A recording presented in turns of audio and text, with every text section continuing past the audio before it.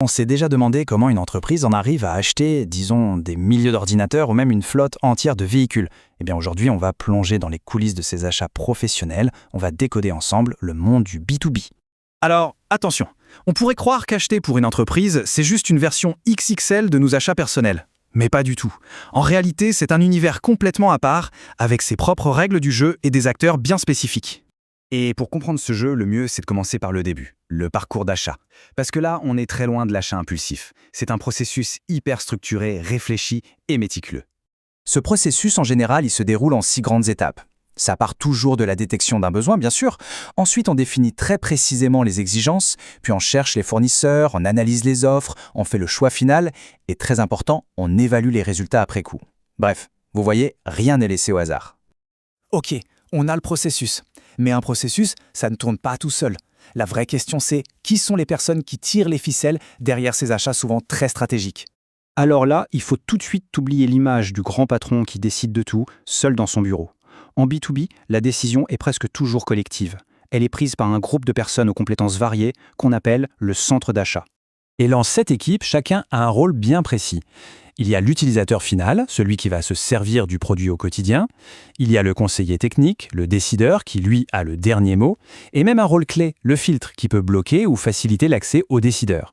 C'est une véritable dynamique de groupe et chaque voix compte. Et ce n'est pas tout. Une fois que la décision est prise et le contrat signé, on pourrait croire que l'histoire est terminée. Mais en B2B, c'est souvent là que tout commence. La nature de la relation entre l'acheteur et le vendeur est au moins aussi stratégique que l'achat lui-même. Pour faire simple, on a 2 grands types de relations.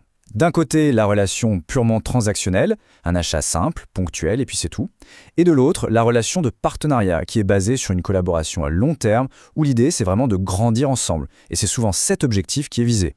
D'accord. Mais en sachant tout ça, comment les entreprises font-elles pour trouver les bons clients professionnels? Parce que là encore, ça n'a rien à voir avec le marketing qu'on connaît pour le grand public. Pour trouver le bon client B2B, il faut changer complètement de logiciel. On oublie les critères classiques comme l'âge, le revenu du foyer, la profession.